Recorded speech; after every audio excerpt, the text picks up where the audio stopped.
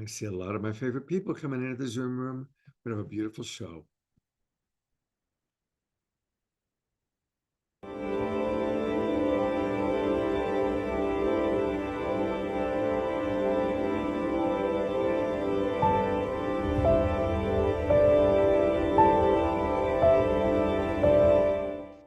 What if I were to suggest that you play a key role in the awakening world?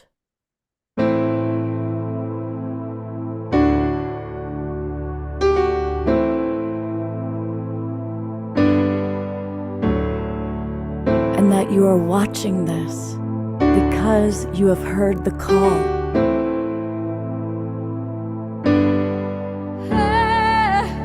We can start right now by opening our hearts and minds.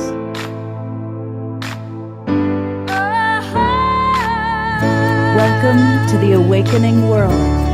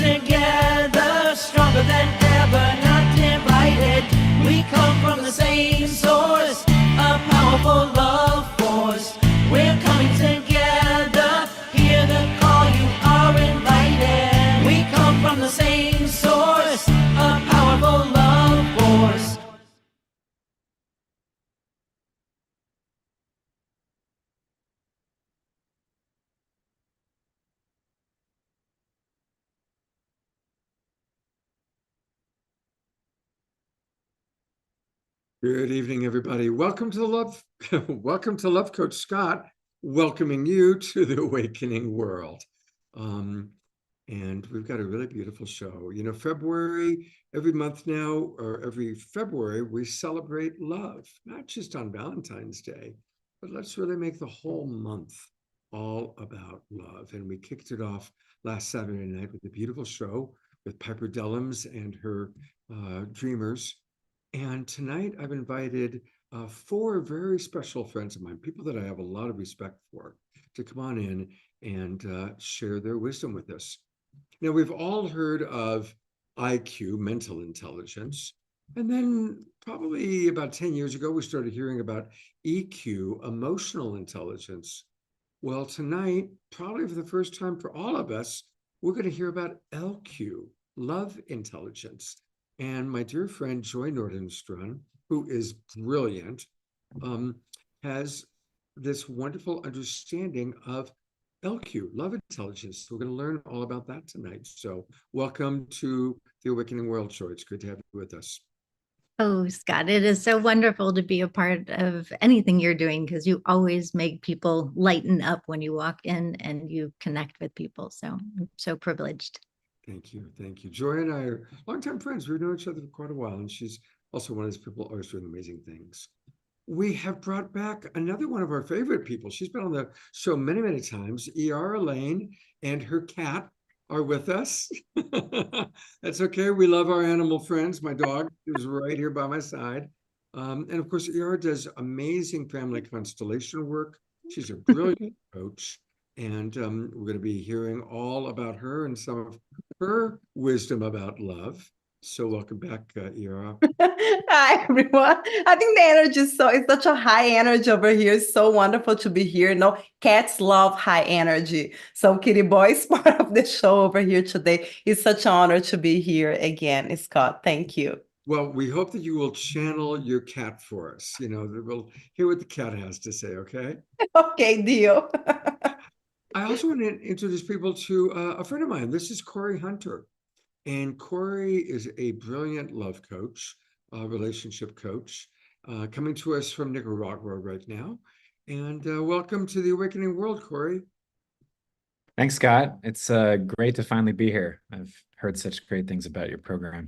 Yeah, well, and it's one way to get people to watch the show. You book them as a guest. That's one way to do the job. It's good to have you with us, Corey. And you know what you might not know, Corey, is we always have a lot of live music on our show. And on Wednesday nights, music is brought to us by our wonderful friend, our house musical artist, fresh from his performance at Unity Earth an hour ago. It's Omashar. It was an impromptu. So, namaste. And I think that my favorite topic in the whole universe is love. And I'm going to play a song that just came to me. It's not mine, and you will know, but it said, sing this tonight. And so I spent a couple of hours learning it, and we shall see how it sounds. Anyway, here we go. Yes.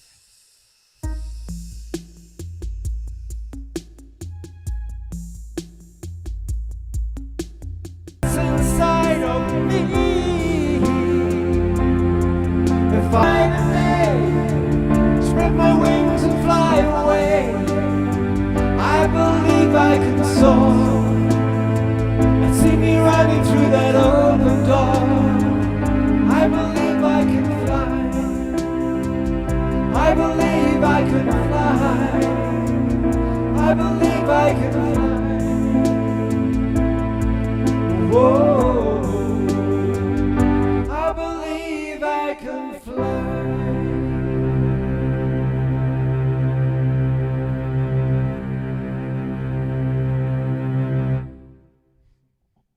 Wow, a wonderful new Omashar song. Yeah, So excited. That is a beautiful song, bro. it is a beautiful song, but you know it's not mine. I assume it was. No, who, so it's But covered. it doesn't matter. Anyway, yes, isn't it beautiful?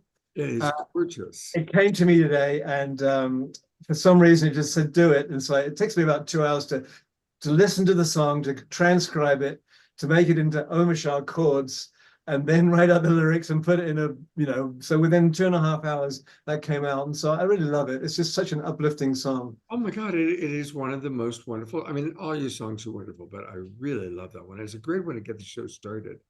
But I'm wondering who is going to get the baby? You know, I don't know. It keeps on flying this way, but the virtual background keeps on going that way. So anyway, it's about birth, and we're here to birth each other into the heart of love tonight. So I shall see you later. all right. Thank you so much, Omashar. You know, it's interesting. I'm actually, as a coach, working with multiple families right now that are either newly pregnant or just having babies. It's a big thing right here in Nevada City, in fact. Couple that I was working with last night, they're having a baby, first baby ever. So that stork is busy. Well, someone who is giving birth to a wonderful new understanding is our featured guest tonight, Joy Nordenstrom. And I think we can just carry on that theme of giving birth to the baby of intelligent love. Welcome, Joy. And let's get right into it. What is intelligent love? I actually birthed the name Intelligent Love 14 years ago when I trademarked it for my first podcast that I did when I started Joy of Romance. So for the last 2 decades, I've been a relationship mentor, also an international elite matchmaker, and in non-pandemic days, lead really, really fun dinner parties, which I know Scott has been to before. And so Intelligent Love was really this evolution that science was catching up with a lot of self-help books. And I knew that in general, women talk about relationships all the time. And I wanted to be able to reach out to the men first and foremost. And I thought, well, this is curious. If we can catch them with their mind and their intelligence around this, and then be able to drop them in and integrate everything, we're going to have much more intelligent beings in the realm of love. I then went across the globe to my favorite coaches, authors, therapists, neuroscientists, biologists, even the gentleman who created what's called the facial action coding system. And I was able to take all of their wonderful information, be able to aggregate it to see what somebody's relationship blueprint is and to assess their top 10 relationship patterns. And that was really telling me a beautiful story about who people are. Some of those patterns are just core to who we are. And if we understand them, then we're not blindly piloted by them. And when we're looking at all 10 together, sometimes we have a strange oil and water combination. We don't know it's strange because we're just doing us. But for somebody else coming into our relationship with us, we might accidentally confuse them. We usually have this tendency to start futurescaping with somebody and seeing this beautiful path that we're going down together. And if somebody goes, and one day goes down the other path, in the beginning, we have a tendency to just kind of, oh, that was interesting, and kind of sweep it under the rug or brush it off. But it actually creates a micro tear when we are not in sync with them. And that micro tear comes into play in the future. So if you know those in advance, then you can forewarn somebody so that you're on the same page and you know how to repair that. And then the last one is just seeing we all have some weak links when it comes to relationships and our patterns. And if we understand those in advance, we can actually look at who we want to be as our best selves and be able to come into teaching somebody coming into partnership with us how best to work with us to help us not only like hold our feet to the fire of what was our weak link self, but to go, oh, I see you as a higher self too. And thank you for letting me know and giving me some tools to help you return to a more grounded and centered place. So I thought, there's this quote that 69% of all marital issues stay with a couple through the lifetime of their relationship. And that was initial research done by Dr. John Gottman and his wife, Julie Gottman. And I thought, that's horrible. What can I do to reduce that so that we can have happier, longer thriving relationships? And when I saw that there was possible, if you know yourself, you know how to choose wisely, because some of these patterns will take the yin and yang, the polar opposite. Some of them will be better if they're in sync with your partner. And if you know how to choose wisely, and then you know how to use the love drugs wisely in the beginning so that you can really put a solid foundation for the two of you guys. When all those love drugs are super high, we get super focused on our partner. All of our senses are high, and we're able to really connect and learn that person on a deeper level, faster, quicker. And if we have good connections, those habits become really simple to us to keep them going. So if we can get the right habits in place early on when the love drugs are high, that is really the beginning of divorce proofing. And when you can say, I chose you and I know why I chose you, and I can actually help you understand why you chose me. And we can do that in such a way that our big toe isn't out, our foot isn't out, but we're really focused on making sure that that interdependent dance we're doing is first and foremost a priority for us. It is so, so beautiful. So that's what I've been helping people do for the last 2 decades now. And you're brilliant at it. One question, as we learned tonight about intelligent love, is it also applicable to non-romantic relationships? Indeed. All of the 10 patterns, except for 2, are definitely us in interaction with other people. And I think across the board, learning how to be more intelligent, even being more intelligent in holding space for somebody who is in a place where they might be passing. I think that is something that we can really elevate ourselves around, just knowing, how do I relate with this particular person? If I can shift and think about their patterns. And another really interesting statistic was that when you're coming in and you have something that you really, really want to share with somebody, could be a little heated, but it's definitely something that's important to you. You have 30 seconds to either get that person on the same page with you or have them disconnect. 30 seconds. And so when I learned that, I'm like, oh my gosh, you need to do your due diligence before you get to the situation so that you're tuning into who that person is and speaking in their language as much as possible so that they can really hear you and bring their defenses down and you guys can be in sync with one another. Wow. Well, definitely everybody get your questions ready. It's going to be a very interactive evening, so I definitely want to hear from people. And I have had the pleasure of experiencing many of Joy's different offerings, including her dinner parties that were always exquisite. So thank you for being with us, Joy. And I've already got some questions I want to ask you, and I'm sure our audience will too. So we'll see you in a few minutes.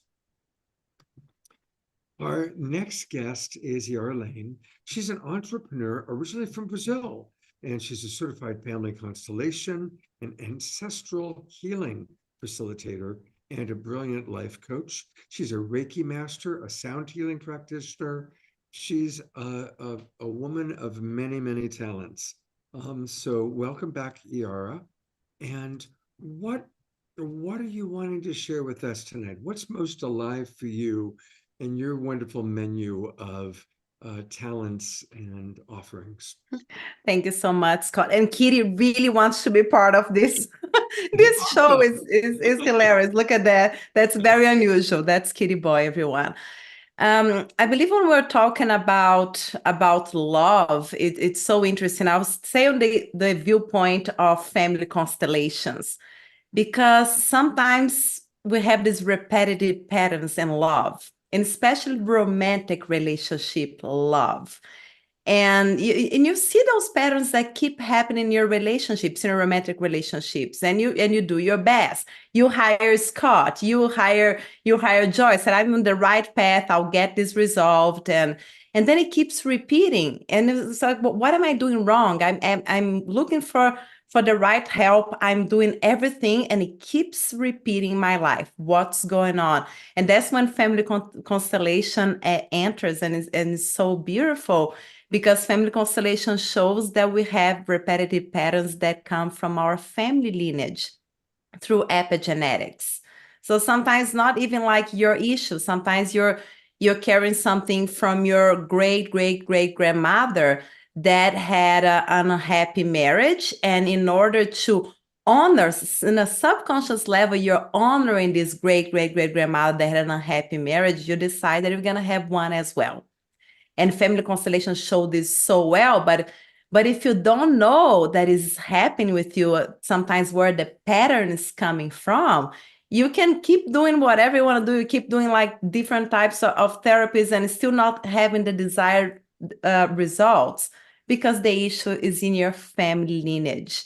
So I think this is so powerful to know, like, if something keeps happening with you, okay, it may not be directly related with you, but somebody from your family. I think it's so important, people, for all of us to know that. Oh, thank you so much. And I remember when you were on before, you told a really beautiful story about epigenetics and healing our work, our opportunity to heal our ancestral lineage. Can you give us just a little bit of an introduction, if you will, to how epigenetics impacts us? Yes, absolutely. So it took a while for epigenetics to be accepted from science, but now it is already accepted and proven. I just want to give there is two researches that are like became famous, became mainstream regarding to epigenetics and how it works. One of them was a research that I did with mice, and they took a group of mice, and they introduced a cherry blossom smell to this group of mice inside a cage. And when they introduced that smell, they got happy and excited. But then every time after that, they would like give an electric shock to this group of mice. And what they did that like several times until like they no longer need the electric shock. They would just put the smell, and they already have that reaction, like if you're the stress reaction. And then the mice had some baby mice, and then they decided to do that for several generations afterwards, introducing the same smell, the cherry blossom smell, and notice the baby mice was having like the same reaction. This was one of the experiments that they did with mice, but they did with humans as well, because some scientists said, well, it worked with mice, doesn't mean that it really works with humans. And here's the point. Epigenetics, because it's beyond genetics. So if they actually took the gene, they wouldn't identify that. There is no modification on the actual gene, because it was beyond what it was on the mice gene. And then they did another research with the victims of the Holocaust to explain epigenetics also. They went to an area and they took like several families. Some of those families were the descendants of the Holocaust. And some of the families live in the same areas were not the descendants of the victims of the Holocaust. And they start running several psychological and also blood tests. And they notice that even though they have the similar life patterns and lifestyles, the ones who are the victims of the descendants of the victims of the Holocaust, they had like their cortisol levels are super high. They had much more tendency to have psychological issues, and they actually are having more psychological issues than the other group that lived in the same area, but they're not the descendants of the victims of the Holocaust. And one more time, they did experience some of the gene. They couldn't find any thing specific on the gene because it's beyond what is in the gene, is environmental. But they inherited those things, those unresolved traumas. So basically what those experiments are proven is like that we do inherit unresolved traumas from our ancestors. And a lot of times we don't know that we're carrying those traumas within us until we're able to recognize that they exist, face that trauma, recognize that it exists, be thankful for them, and then let them go out of your system. Wow. And my understanding is that before we're even born, we receive a genetic download of the trauma of our ancestors going back as far as 7 generations. We do receive a genetic download and receive something that is beyond genetic download as well. And that's where everything is. Like if you do a genetic test, a lot of those things are not going to show in your tests. We're not going to show in a lab test, a lot of those things, but they are there. And we do receive that. And that's why the indigenous people talk so much about let's think about the 7 generations, like before and the 7 generations ahead of us, because the connection is there. We're all connected, what we call through the morphogenetic field. What happens with someone in your family directs affects you. So the beautiful thing about that also, Scott, it is when you heal something in yourself, you are directly affecting everybody in your family. Look forward and back. Wow. We're going to learn more about that tonight and other things with Yara. I'm so glad you're with us, and the cat. I would look forward to hearing what the cat has to say. Thank you. He has something to say. I don't know. We need to interview him. Mhm. I'm going to bring up our next guest, get a little homeopathic taste. This is Corey Hunter. And Corey is a wonderful relationship coach. And Corey, I know that you've had some really wonderful success working with your clients. What's a tip for love that you feel inspired to share with us tonight? Yeah, well, thank you, Scott, for having me on. It's so wonderful to be here among all you beautiful people. And I know the Gottmans were already mentioned, which are definitely some of my idols. But the tradition that I like to practice the most is circling, which is a type of authentic relating. And I love the origin story of this, which is that 2 brothers went to Burning Man 15 years ago, right after their family had died in a tragic car accident. And it was just the 2 of them left in their whole family, but they hated each other. And so they went to Burning Man, and in the middle of their grief, committed that they were not going to leave the desert until they loved each other. And so they took heaps of drugs and just stayed connected. And what they learned from that experience was the epiphany that the more they understood each other, the more they loved each other. So that understanding and love are actually the same thing. So yeah, that's sort of what I love to focus on, is just understanding. And my belief is that if we stay open and curious, the more we understand someone, the more we learn to love them. And so what's a good tip for circling, for understanding each other? When people are in conflict and they both want to be heard, what do you recommend as a way of breaking out of that pattern of people just talking at each other and really dropping into listening? Yeah, so the orientation of curiosity is my favorite. And I think one of the kind of fun tricks is to look at someone with your mouth open, like like gaping, because actually moving your face in that position stimulates curiosity. Another one is imagining the landscape of someone's experience. Like when someone's speaking, what's the weather like on their planet? What's the temperature like? What's prickly? What's soft? You know, turning it into a game. Beautiful. All right. Well, thank you for being with us, Corey. Look forward to hearing more from you a little bit later on tonight. It's exactly 6:30, and you know what that time is? It's meditation time. And I want to welcome all the people who are watching on Facebook. The majority of the people watching our show are our Facebook audience. So thank you to John and Summer Raymer from the Sign Network that get us out to well over 100 Facebook groups and pages. And so if you're enjoying the show, thank you. And I just want to invite you to consider coming in and joining the Global Peace Tribe. It's really easy to do that. Just go to globalpeacetribe.com. In fact, you know what? I should put that behind my background. That's usually the background that I have. There we go. We started 4 years ago. We've done over 500 original shows, and we still do 2 or 3 shows every week. And it's really easy to join us. Just go to globalpeacetribe.com. Globalpeacetribe.com. You can learn all about us. And we do a daily meditation every night at 6:30. That's 7 nights a week. And then, of course, we've got the shows that we do. And so, for example, we did a special event on Sunday with Marianne Williamson. And we've got quite a few special events planned for this season. So when you're on the website, just go to click register for the new season. That'll take you to our website. And you can register. There's Nicholas, who we are going to see in about 2 minutes because he's going to lead our evening meditation tonight.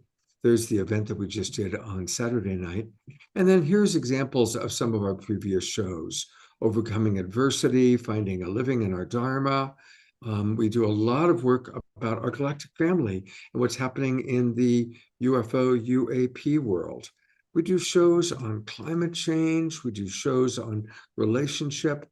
And all of our shows are like tonight, inspiring and informative. So come and join the Global Peace Tribe and do it right now, because you'll then be able to come into the Zoom room and ask questions of Joy and Yara and Corey. So do join us. All right. Every night we do meditation, and on Wednesday nights, our meditation teacher is our beloved brother, Nicholas. Good evening, Nicholas. Hey, Scott. Are you still in Pennsylvania? I am. I'm still in Philadelphia, holding it down for the city. All right. Well, tonight's theme is all about love.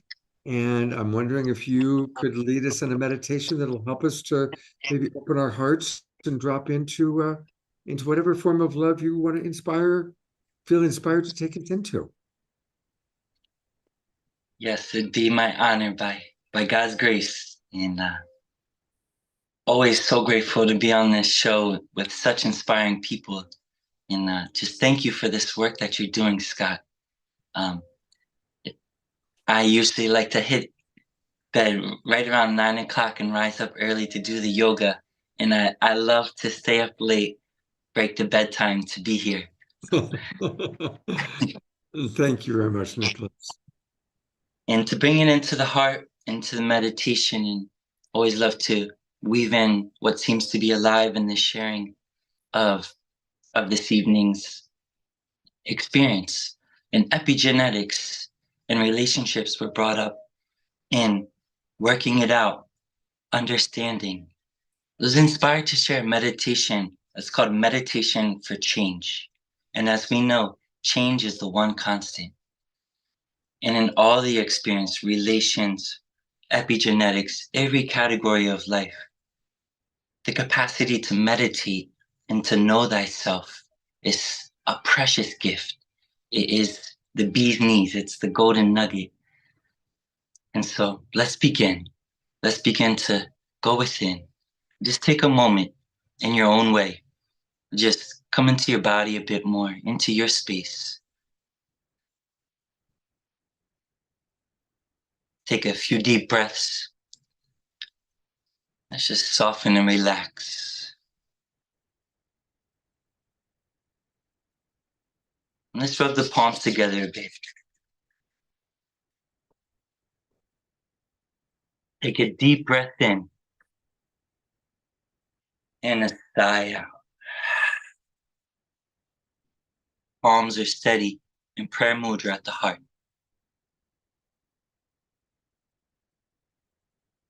And throughout all life, in all the change, in all the currents, to know thyself, the greatest gift.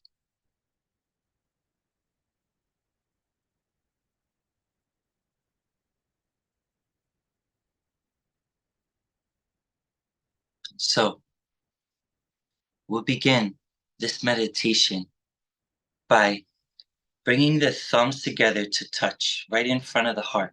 And you'll make a gentle fist, but then specifically stick out the knuckle of the thumb a bit further than the other. So the middle finger knuckles will touch as well as the thumbs, and they'll come right in front of the heart.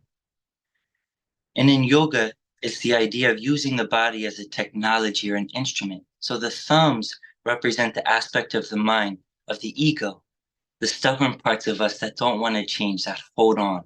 The ego makes it somewhat difficult holding on to those patterns, the habits. So we lock that into focus. And then the middle finger representing the energy of Saturn, which we know is a very powerful change agent, a powerful force. So we'll be connecting that energy in. And we're going to bring that into the area of the heart, deepening into the heart as the captain, so to say, the one running the show here. So as you hold this mudra, the position of the hands in front of the heart, bring your eyes to the tip of the nose. The eyes are closed, but imagine looking down and in to the nose. And now we're going to hold this posture and begin to breathe long and deep and contemplate ourselves, contemplate change. And as we all know, there are many ways to say it, but the idea is to connect to the observer, that one thing that doesn't change.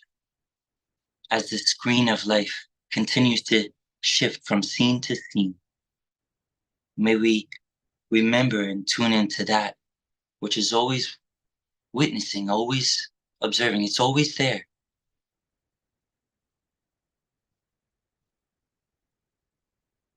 So just allow what comes up to come up. Allow what passes and see what remains. Smooth and steady rhythmic breath.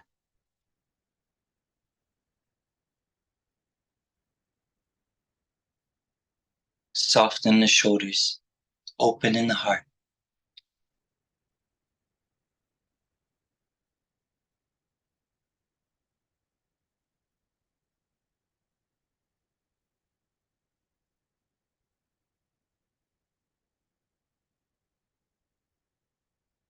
Breathing in and out through the nose, long and deep. Soften the jaw, being as relaxed as possible, and at the same time, totally alert and focused, poised.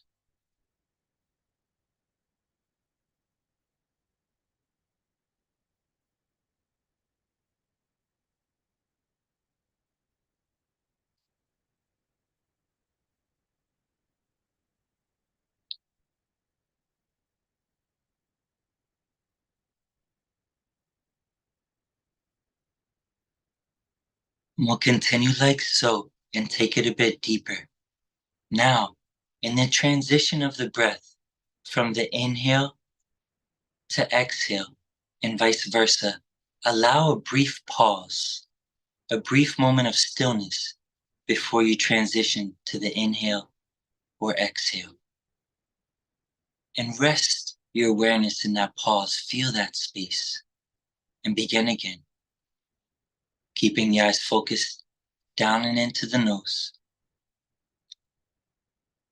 Feel the posture of the hands.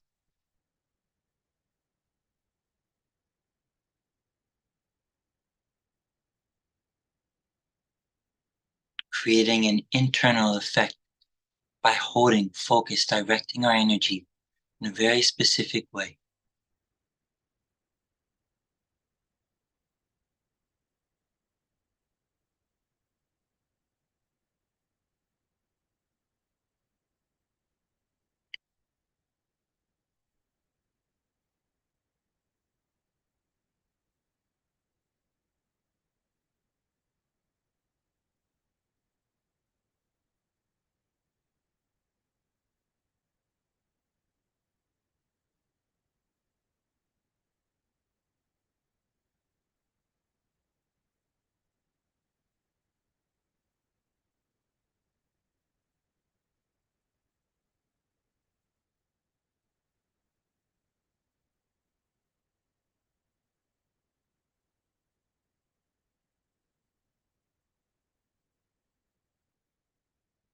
And in these final moments together, in this space, this beautiful community, this energy, may we just savor the moment, the preciousness of each breath.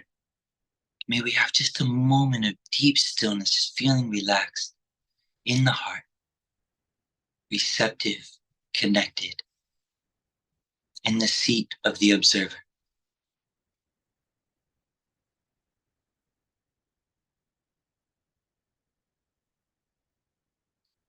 Just touch that sweetness of nothingness, totally empty.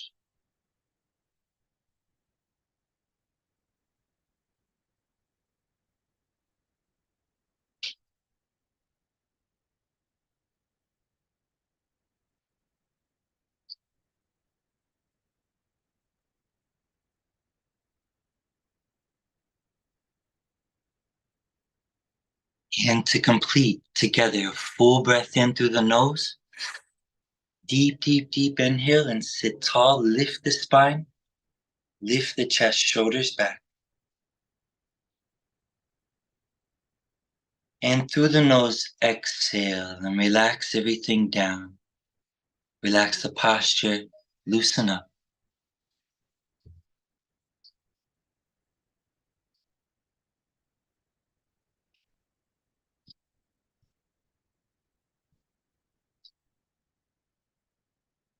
Okay. And one final cleansing breath to complete. Through the mouth, dying out. Let's rub the palms together once again. And grounding in, rub the face, rub the eyes, and let's come back together. Thank you all for joining me.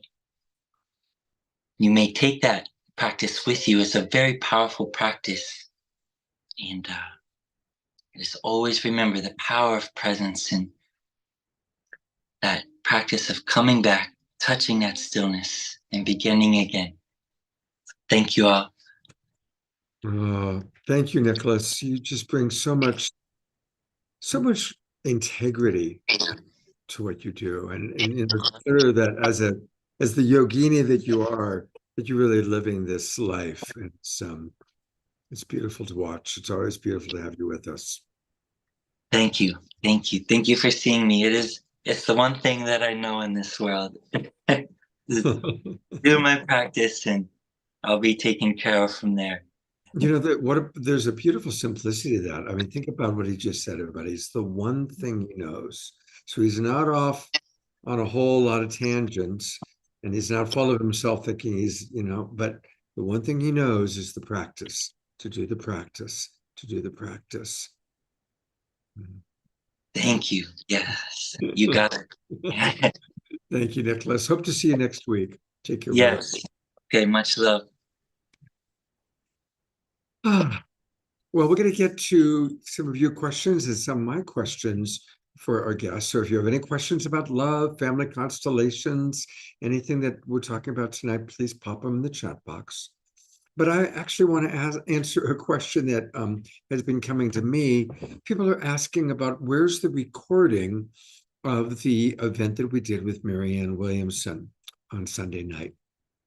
And I need to just share for those of you who weren't with us a little bit about what happened and why there is not going to be a recording of it. And I want to thank those of you that were with us on Sunday night. It was a very special night indeed. I was in the awareness that it's been a difficult time for Marianne. Her campaign manager, Wendy, is a good friend of mine. And Marianne had been having a rough time. And so when we booked this, we decided that we wanted to really love her up, that we wanted to really give her a lot of Global Peace Tribe love. For those of you that have been with us for a long, long time, you'll recall that after the last election, when we had our post-election show, she was our featured guest, and she was very vulnerable with us about it. Well, I decided to make Sunday night a very special event for her. And so I arranged for Andrew Harvey, the brilliant author of 40 books and the creator of the whole sacred activism movement, join us. He sent a beautiful video of appreciation for Marianne. And so we started the event right off the bat. I played the video of Andrew just honoring her in his amazing Andrew Harvey eloquent way. And then we had Reverend Michael Beckwith sharing love for her, our whole audience sending messages of love. And so instead of coming right in and doing her Marianne Williamson stump speech, she kind of got this wave of love and gratitude and appreciation. And you could just see her really soften and kind of drop into a different zone. It was a pattern disrupt. And in the spirit of feeling safe, feeling at home with her tribe, she opened her heart and she shared very vulnerably what it's been like going through this campaign, how difficult it's been for her. And it was incredible, her heart sharing, talking about just some of the very personal pain of what she's gone through, the attacks that she's had to endure, the viciousness of a very old male-dominated paradigm. And here she is, a woman talking about love and being attacked for even that. And about 40 minutes into the show, she said, "Scott, are you recording this?" And I said, "Yeah, we're recording it." I said, "We're live streaming it out to about 125 groups of pages." And she got really scared. And she said, "Please, please, I'm saying things that I should not be saying publicly." So we immediately stopped the live stream, and we've gone in and we're doing our best to delete all the places where the video is played. I've been working on that for the last couple of days. As suspected, she's suspending her campaign. She has, and the first thing as the show was over, she texted me, thanking me, saying this was amazing for me to get so much love from the tribe today. And please do not put those videos out. I'll do another show with you. Let's schedule something where I can be more centered and share what I feel comfortable sharing publicly. So that's why there won't be a recording.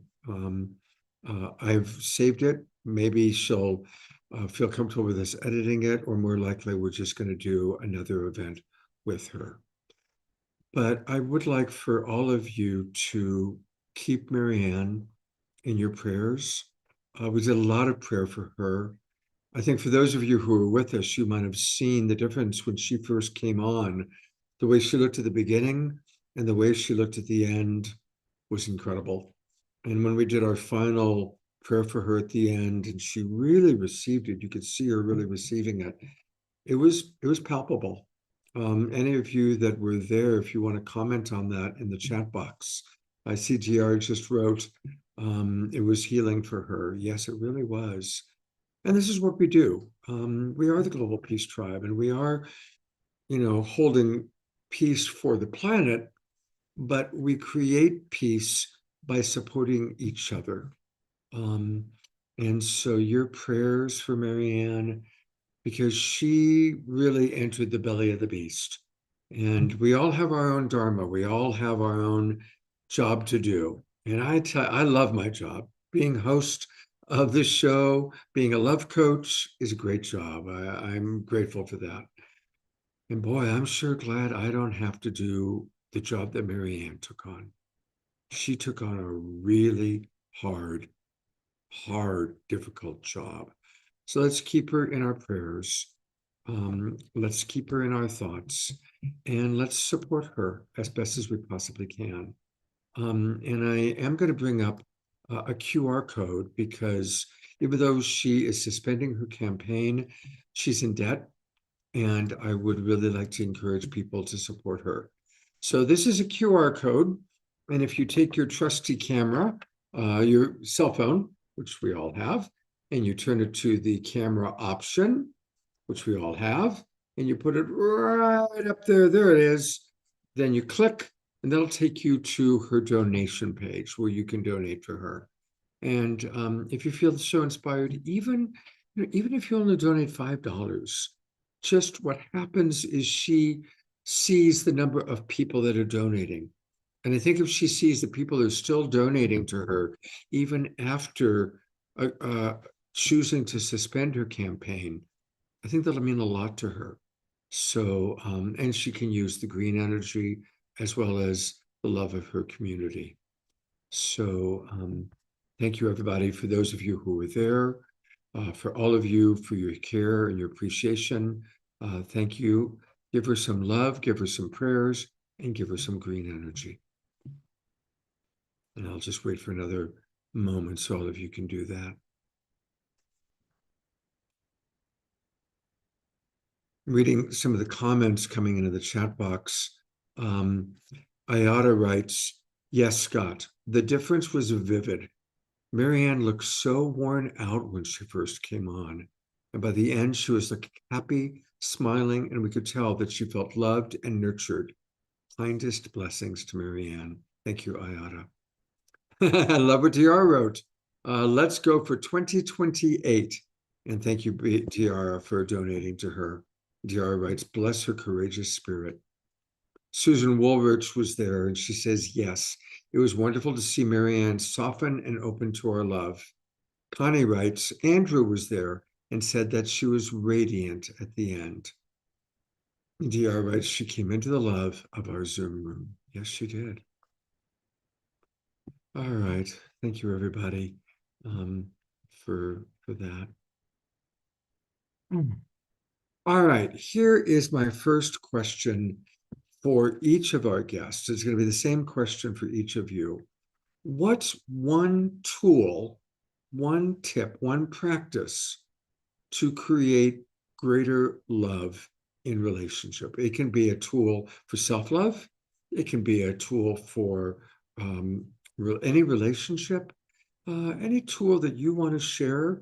If you want to share an example of how you gave this tool to one of your clients, that's always a fun way to do it.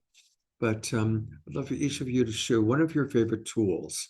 And we'll start with our intelligent love officer, Joy Nordenstrom.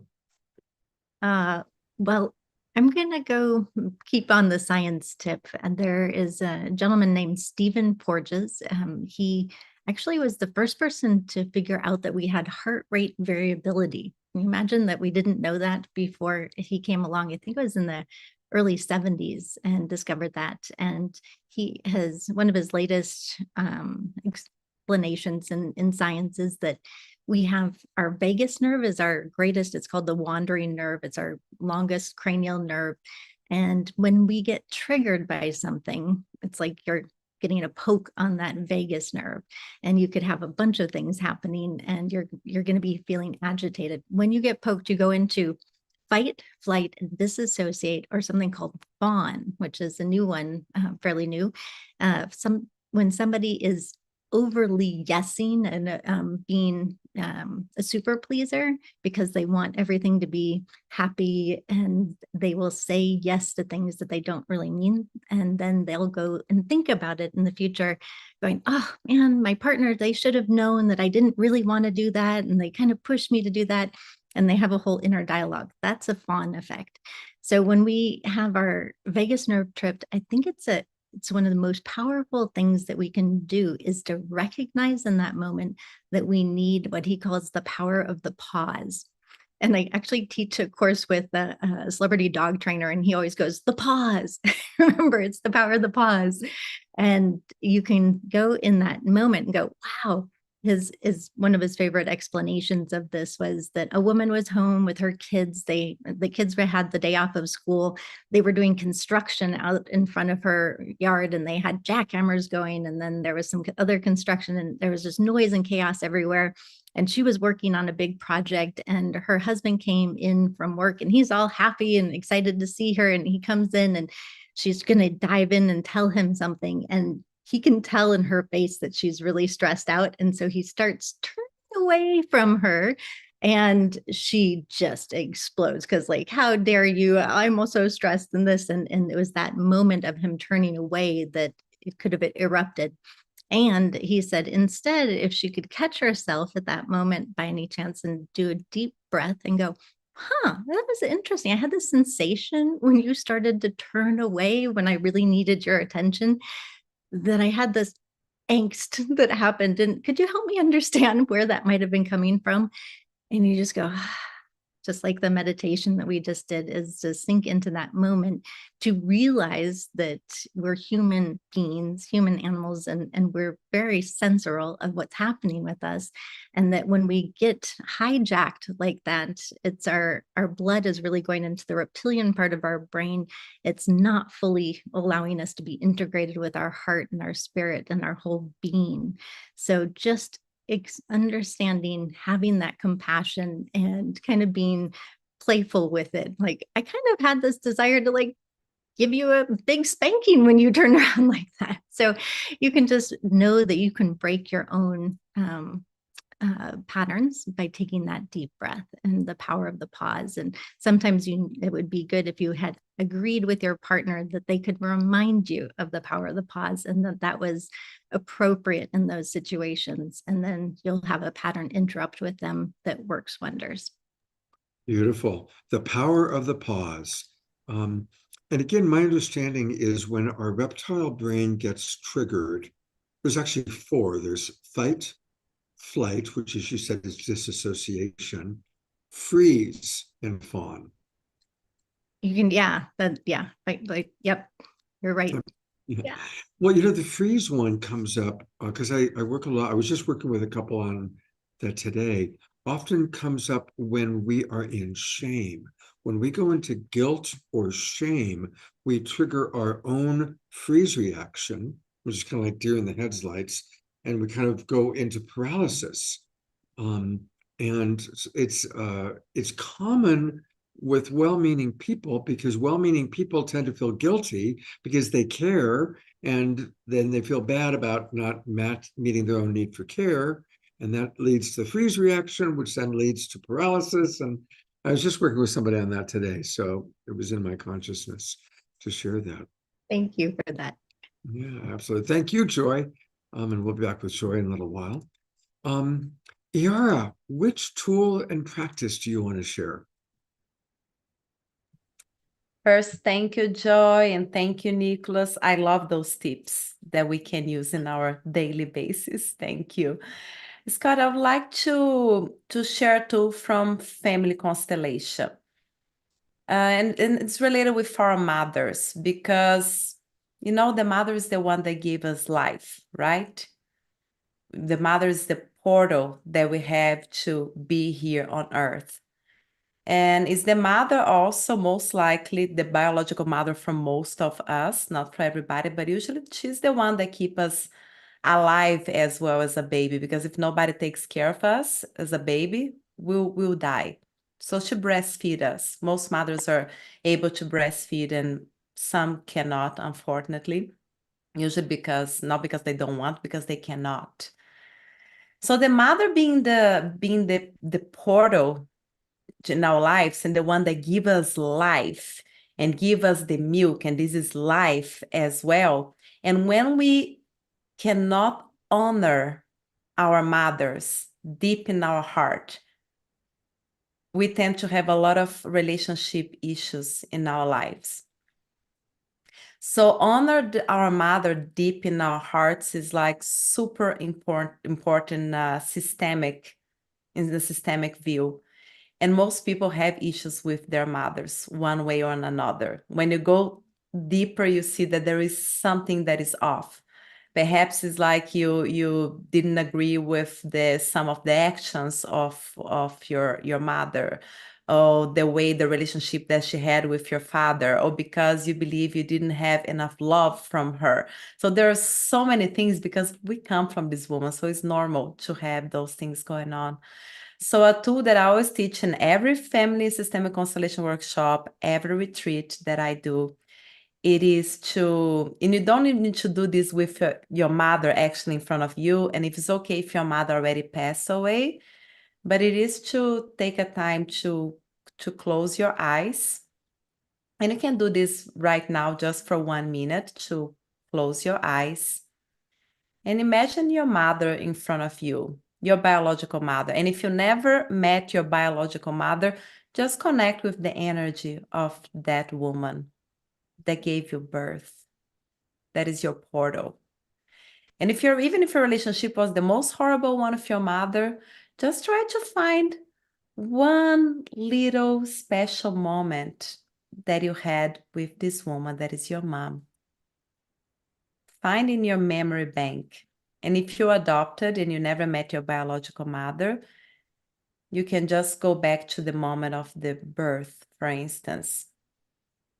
And once you bring that one moment that you feel love towards your mother, can be maybe you're like 3 years old and she's taking you to the park, or maybe when you're a teenager and she gave you some very special tip that you need. When you bring that love, you feel that love and that connection to your mother, and imagining her in front of you, you're looking at her eyes, looking at her face, and just say, thank you, mom.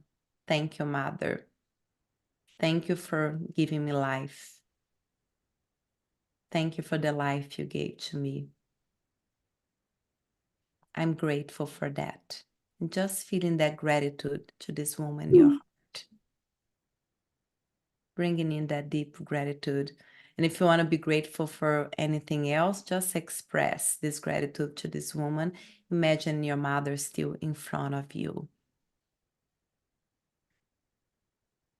Just a gratitude for the life that she gave to you, if anything else.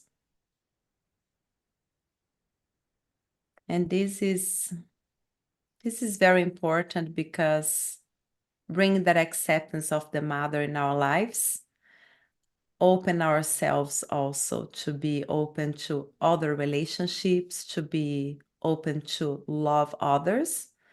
Because if you cannot love the woman that gave you birth, that gave you life, how can you truly love yourself? Because you're 50% that woman and 50% your father. And how you can truly love others. So I know over here it was quick, and if you have your eyes closed, you can come back from that, but you can do that several times. And if you're not able to fully connect with your mother right now, because there is a lot of feelings of resentment, sadness, try to do this on a daily basis for 7 days.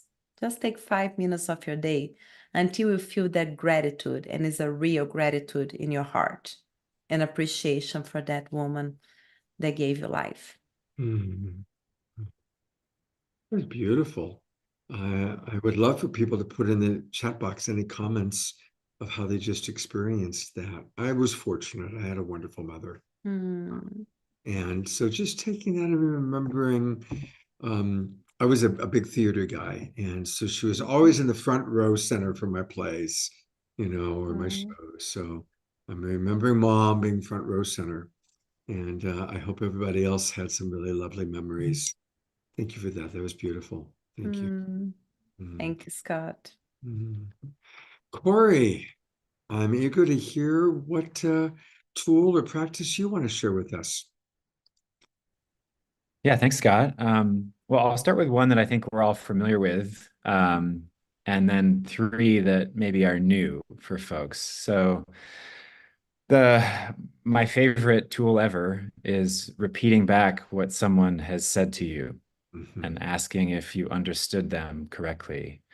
And the reason that's so powerful is that oftentimes in conflicts or conversations, we feel that what we want is to be right.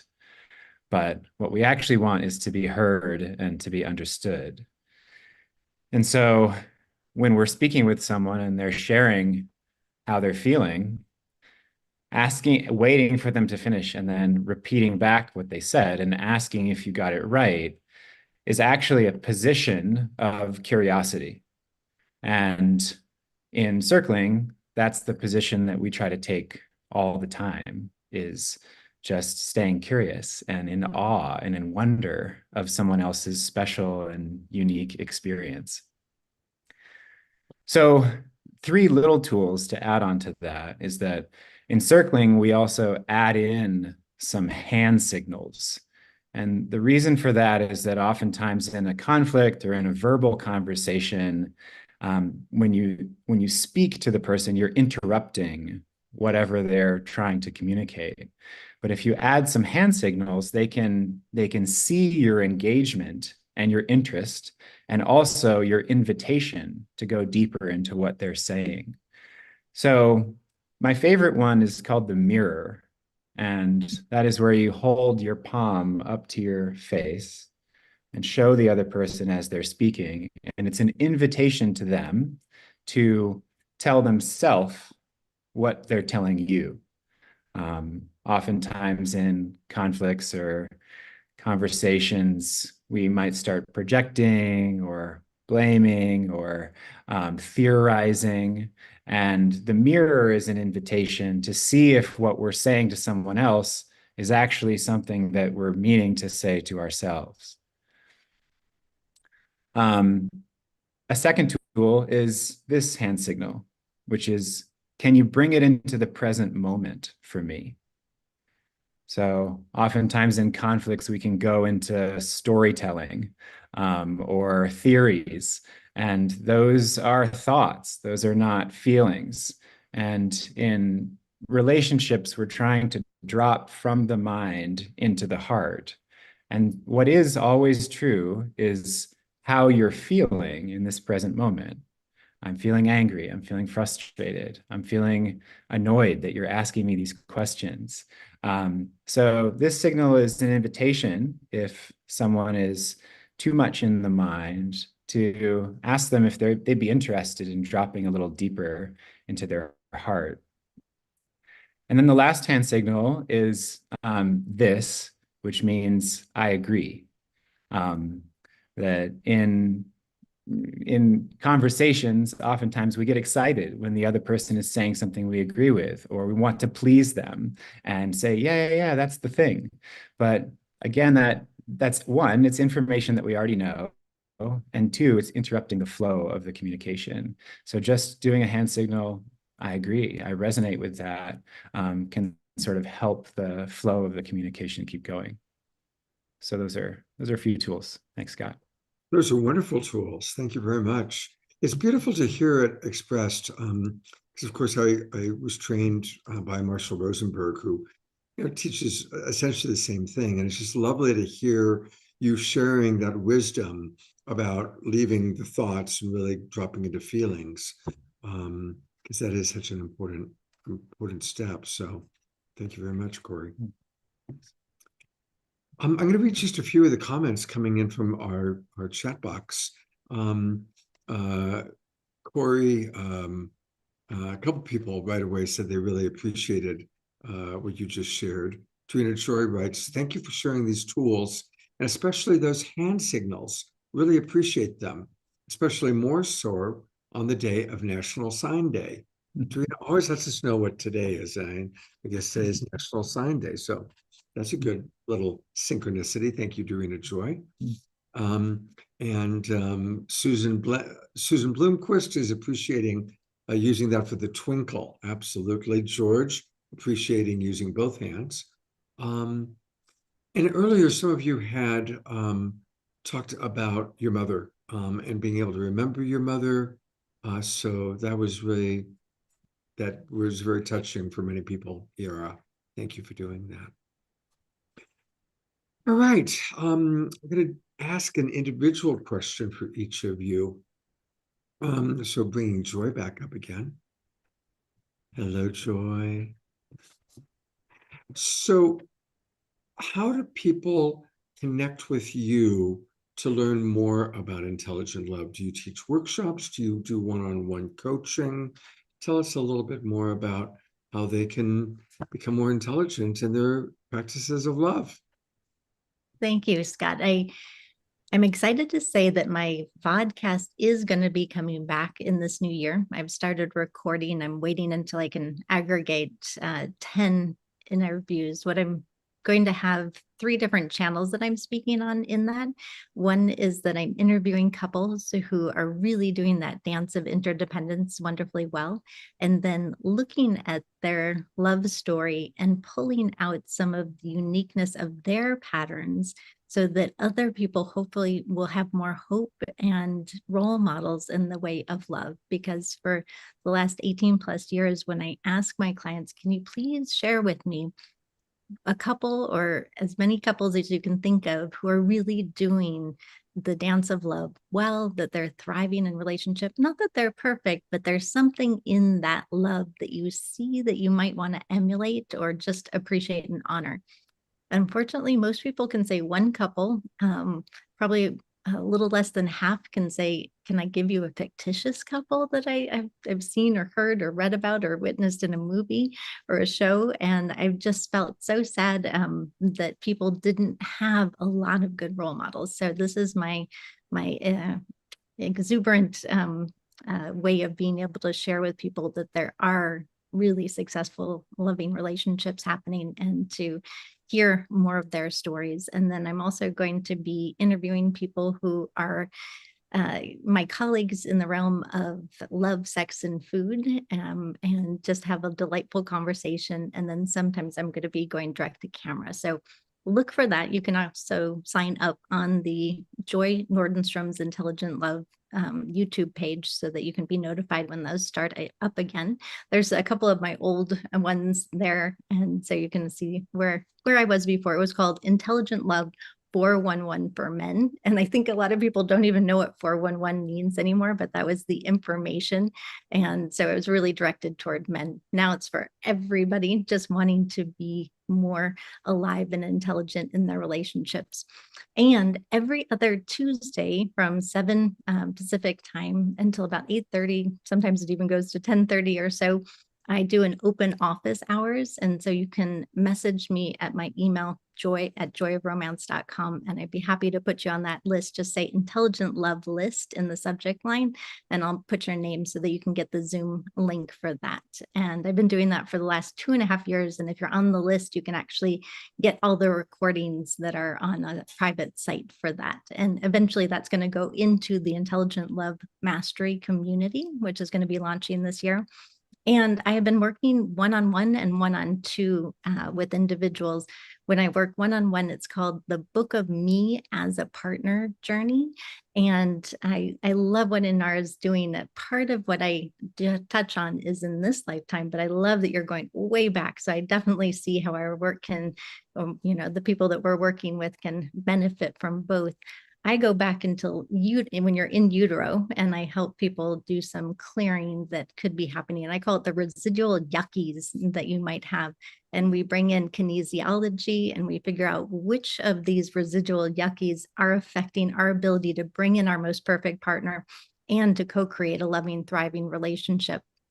With that, I don't need to know all the stories, but to be able to go into understanding of those ones that tested really high. When we get the kinesiology report back, usually there's between 5 to 7 to 8. And then we go, okay, of that, where of our 7 self-limiting beliefs might be adopting some stories that aren't serving our greater purpose. And we go through a guided meditation and clear those. And I have 3 different meditations that I create. And then this beautiful set of I am statements of who we want to be as our higher self. And so that's really that work that I bring in, and being able to teach that to a new partner that's coming in, once we can really feel as though we can trust that person, that they're going to hold that space for us and give them some tools on how to help us. So I work one-on-one with people with that, and then one-on-two when I'm then moving people into a relationship. Love getting people in the beginning stages. This is just such an awesome place to be able to put this work down. Like I said, when the love drugs are high, it's like the sticky sauce, and you can really quickly, rapidly learn these important tools and be able to put them into practice more easily. So it's called the Book of Us as a Couple Journey, and we really put together your tool chest of how to do this dance together, how to proactively deal with conflict, and to put in like the owner and operator's manual of how we want to rise in love and to see our love as a spiritual journey together. So I'm also very excited that, due to popular demand, both of these are going to be transformed into courses. And I was going to launch the first one on Valentine's Day. I'm opening it up for the beta of it on Valentine's Day, but I actually had my website hacked by the Viagra people, and unfortunately GoDaddy was not having the security on it that it was supposed to. So at the moment it's down, but the new one's going to be up, and all my energy is going to that for Valentine's Day to be launched. But soon thereafter, we're going to come into those two courses. So those are the primary ones. And then as the year rolls on and we're past the pandemic, I am going to be doing some more intelligent love events. So if you're a part of the community, you'll be the first to hear about that. Absolutely. Now, question for the couples that you're looking for, we're quite clear. Are you looking for couples that are new in their relationship, or couples that have been together a long time, or both? I'd prefer to have couples that have been together for a period of time, that they've weathered some good storms together, that I can understand how they've come out the other side and really have a more strong foundation between the two of them.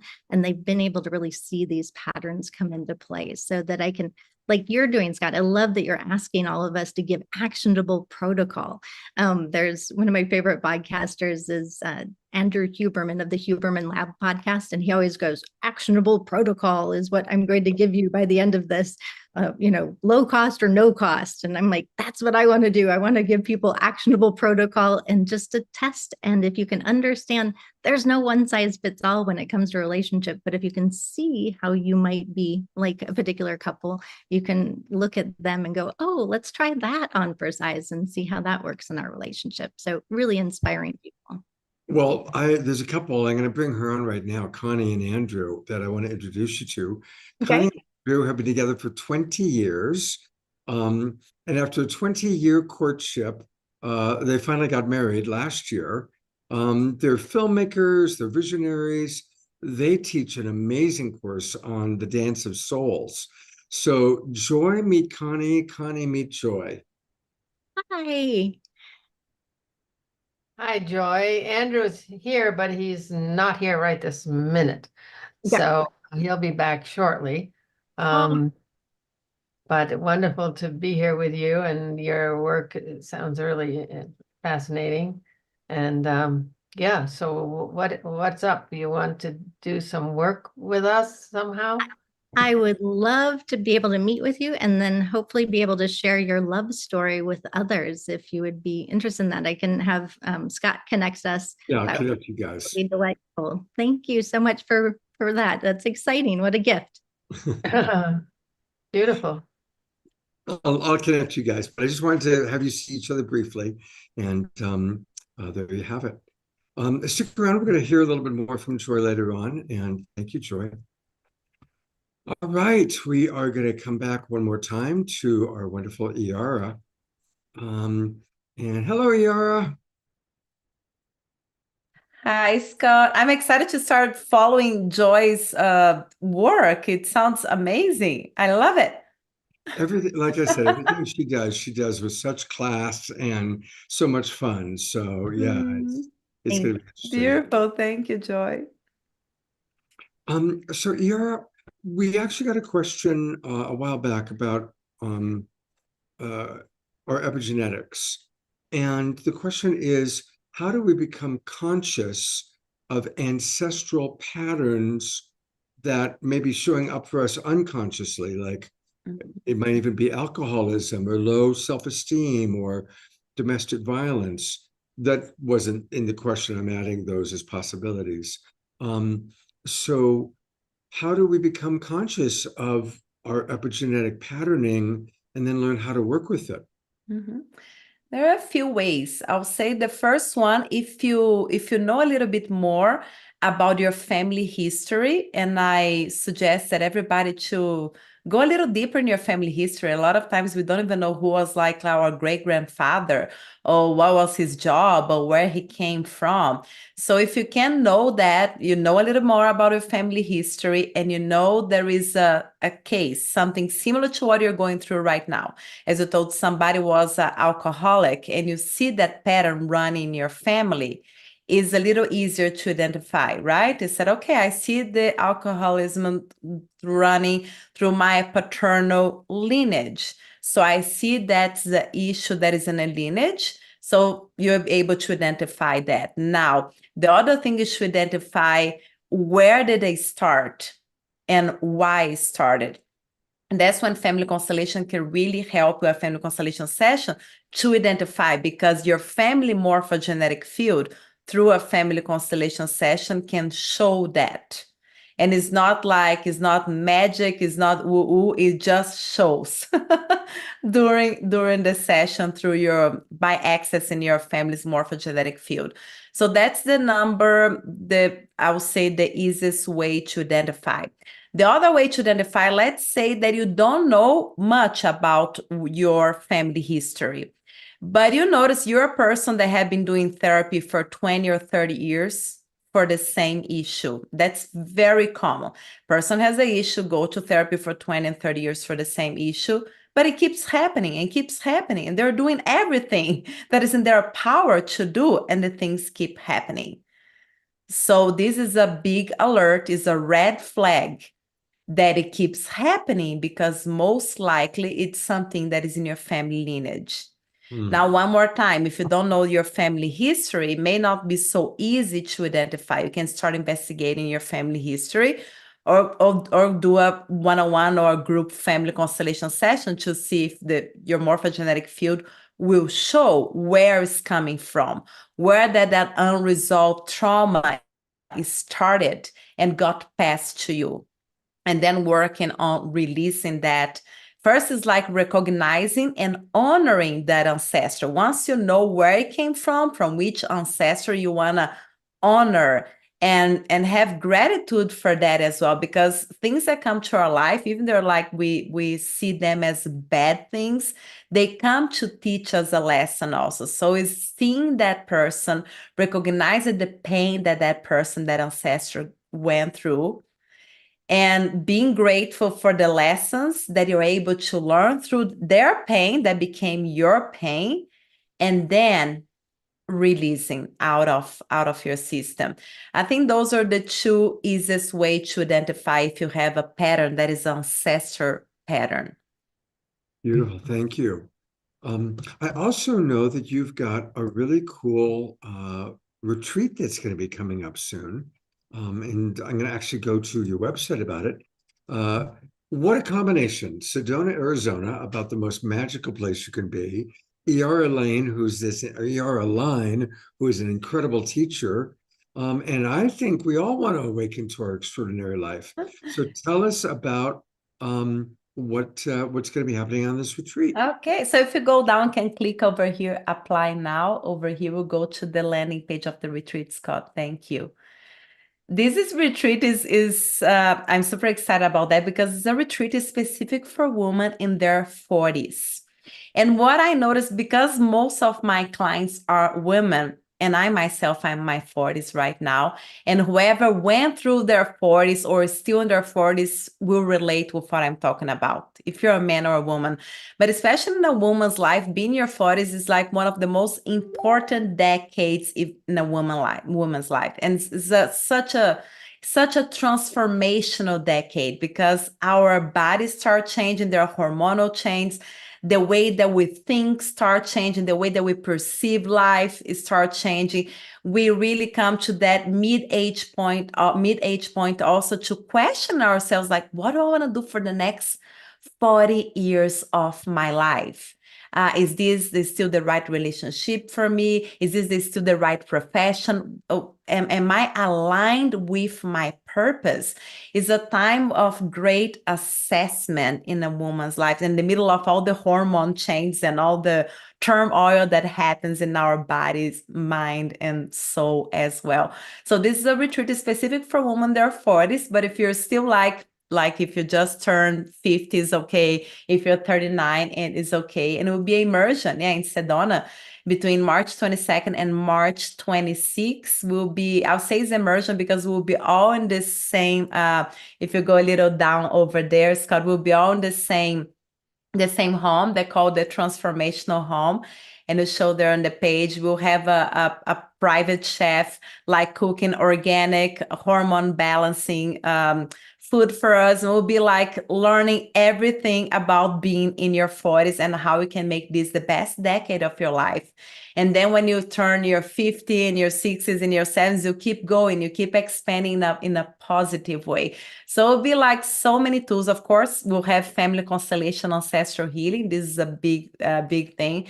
But we're gonna have cacao ceremony, dance and movement, pelvic floor exercise, face yoga, and specific meditations, nutrition, class and nutrition, and hormones as well.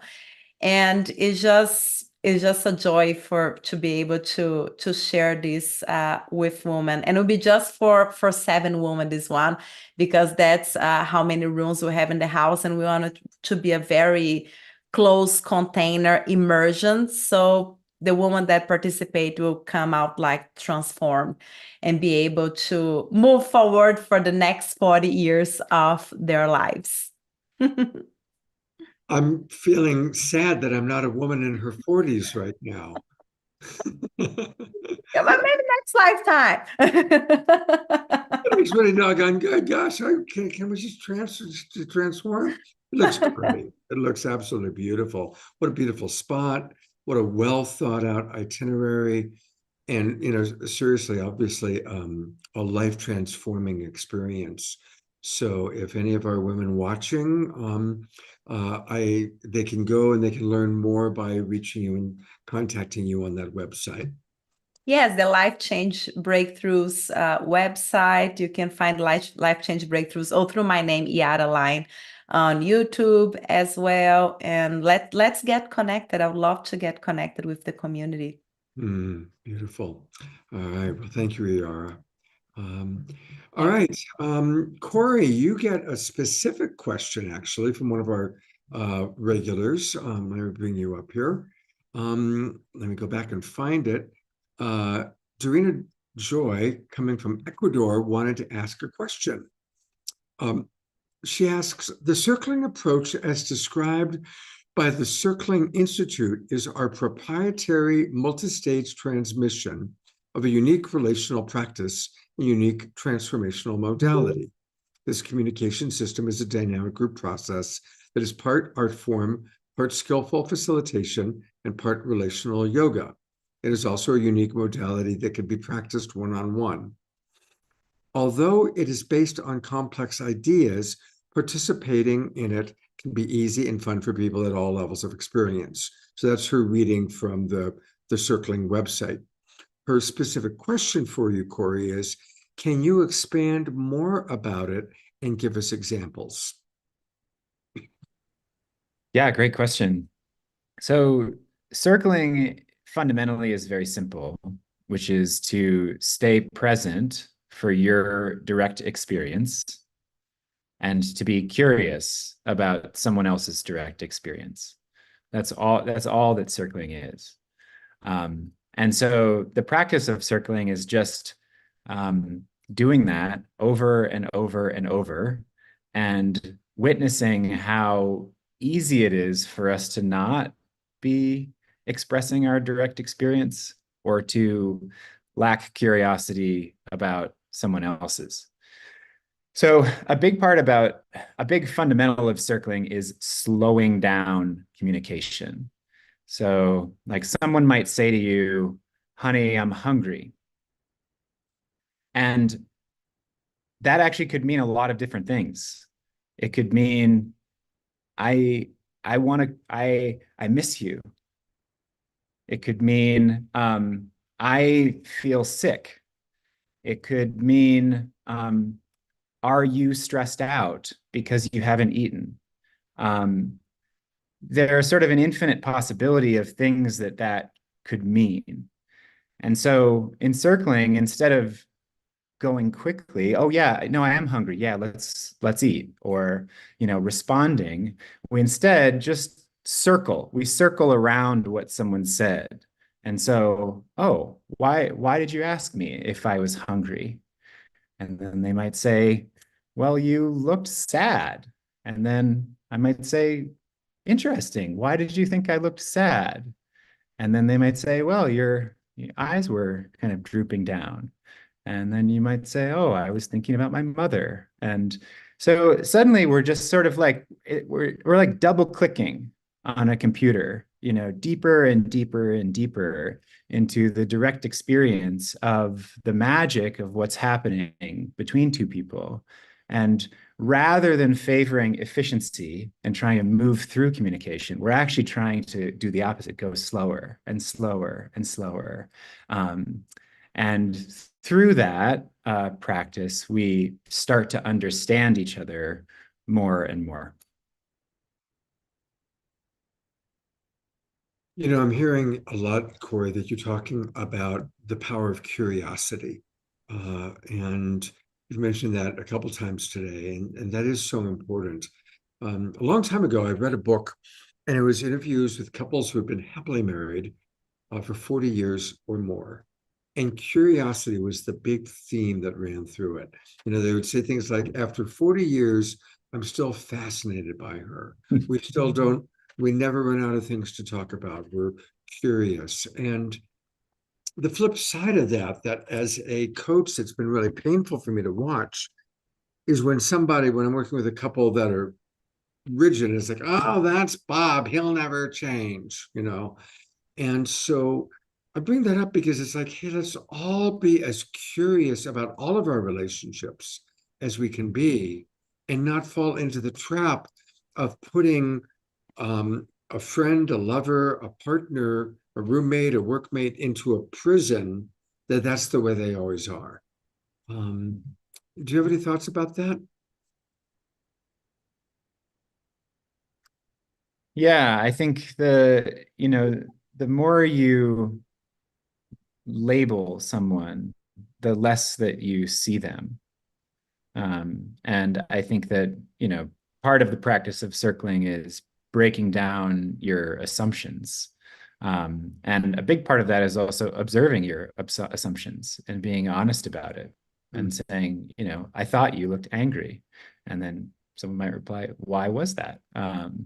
So I completely agree with you. I think curiosity is not only a key to understanding someone, it's also just a more fun way to relate with the experience of life. I think curiosity also opens the door to more play, and this is something that we do in my practice too. Is we try on different expressions of your personality and your experience. So oftentimes people have a fear of being perceived a certain way by their partner. And so what we might do is just try that on. Just actually do the thing that you're afraid to be perceived as doing, and see how it feels and see how your partner receives it. And usually it feels a lot, the fear is usually significantly bigger than the reality, and that our partners often surprise us by how much they enjoy witnessing us in expanded expressions of our personality and our bravery. Beautiful. Corey has a website, and it's UR.love. In other words, love is the extension. So it's UR.love. We're going to go take a look at it for a moment. This is where you can learn more about Corey. And I've had the good fortune to get to know Corey and his mother. And that's a picture of them together. And he has a beautiful relationship with his mother. So if any of you are wanting support, that seems to be a theme tonight. Yara talked about having us connect to our mothers, and a lot of Corey's wisdom comes from a beautiful relationship with his mother. And I love how he describes the way that he works. Um, he focuses on practicing techniques like communicating from the truth of direct experience, using touch to downregulate our hormones, and separating our stories from identities and intentions. So he's a wonderful coach. He's also very generous in how he offers. He has a really unique approach to his offerings, both financially and he offers a free consultation. So if you're interested in learning more about getting some coaching with Corey, go to ur.love. Corey, thank you for being with us tonight. Thanks, Scott. This is great. Absolutely. So we've got a couple more very interesting and important things that we're going to share tonight, and then we'll come back one more time to our regular guests. But, we are all about supporting our tribe. And just as we were supporting Marianne Williamson, now is the time to support our favorite dance partner, the woman who leads us in dance every show, at least when she's with us, which is most of the time. It's our beloved Eleanor Joy.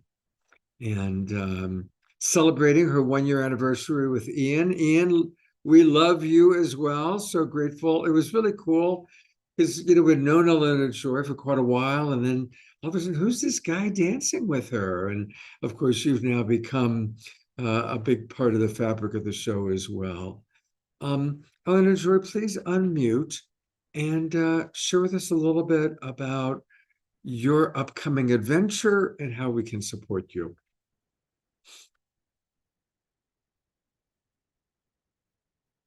Oh, we're not hearing you. It's because of your Bluetooth thing. That darn speaker. I really appreciate it, Scott, and thank you very much. And I also want to extend appreciation to Ayada because she's been a huge support for me in all of this on the Global Peace Tribe. So thank you, Ayada. So I have a mitral valve prolapse, which started last year, and twice I had to take myself to emergency in the middle of the night because I could not breathe. Very simple.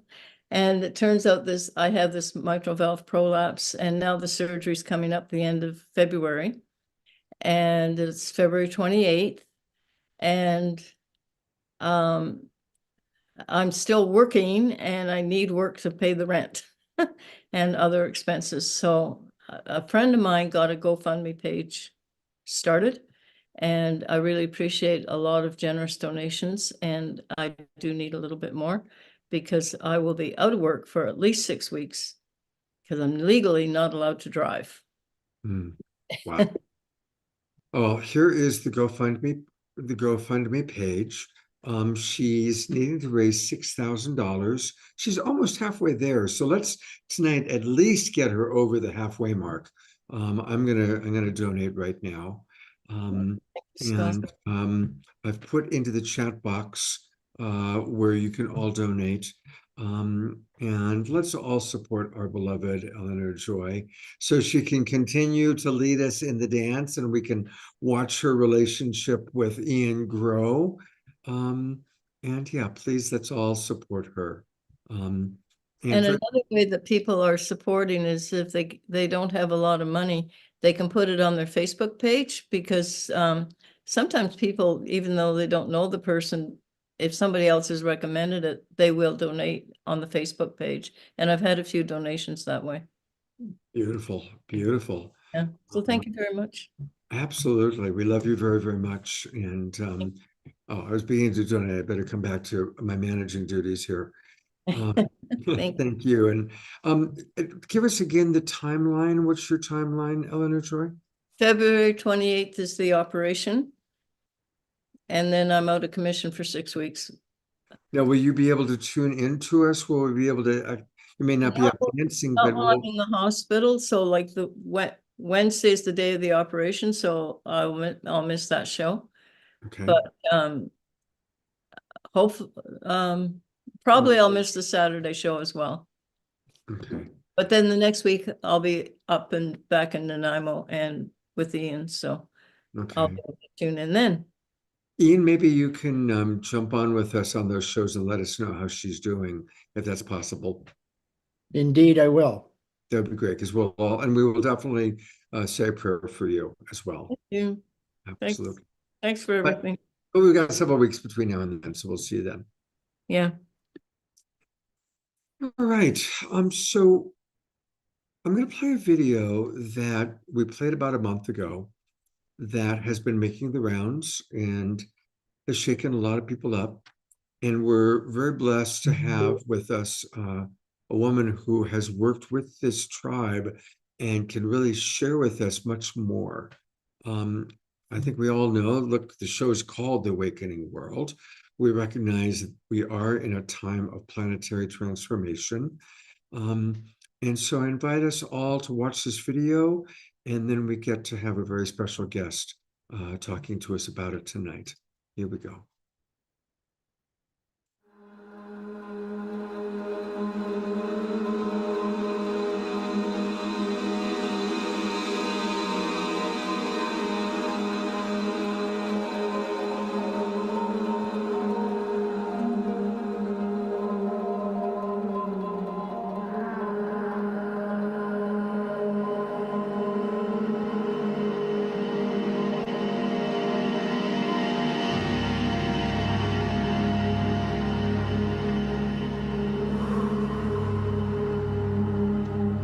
I am the mother.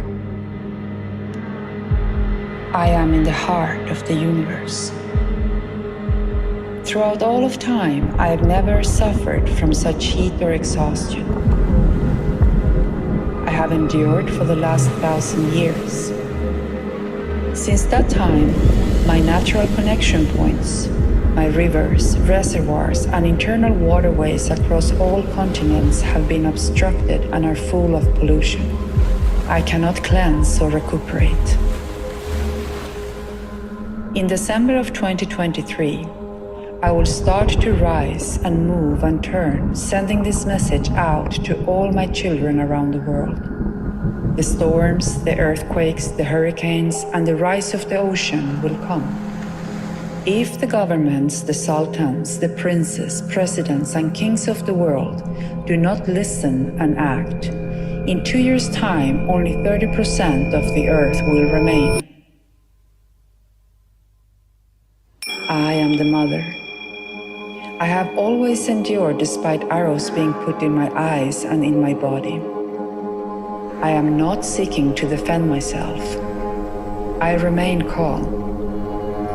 But now, I must recuperate. There are two ways for me to heal. The first, I could take the law of nature into my own hands. This way, I will go in search of my medicine so I can cure my body, heal my energies, and all that I'm suffering from. There will be great changes upon the earth. You will feel me recovering. You will feel me moving. I will not do this to cause harm to you. It will mean I am recuperating my body. Or the second way. All my children will make the healing happen for me, so I will not need to do it myself. I will put my older children in charge of my recovery. They will go and search for my medicines, for my cure, so I can be healed and recuperate with their help. You, my children, must all be united and deliver what is needed for your older brothers so they can do the healing where I have been injured by you, my younger ones. Each one of the rulers of the world, of the governments of the world, must say, "Yes, Mother, I will stand with you. I will give my help to where you have been injured." I, your mother, have given you everything. When these changes start to happen, we will see whether you listen and act or whether I myself will have to do what I must to recover the balance on Earth. If in just 6 months from now, by June 2024, you say, yes, we will provide what is needed, then my oldest children will be able to help cure my body. If this message is ignored, I will take the law of nature into my own hands, 1.5 years from that date.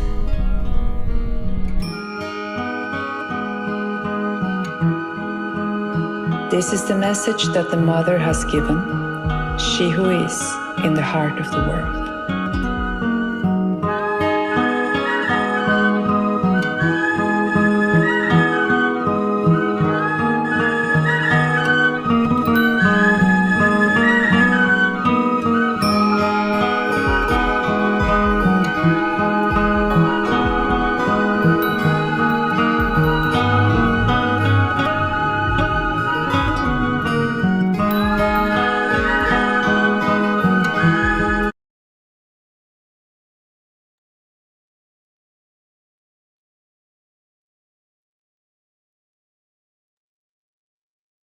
You're muted, Scott.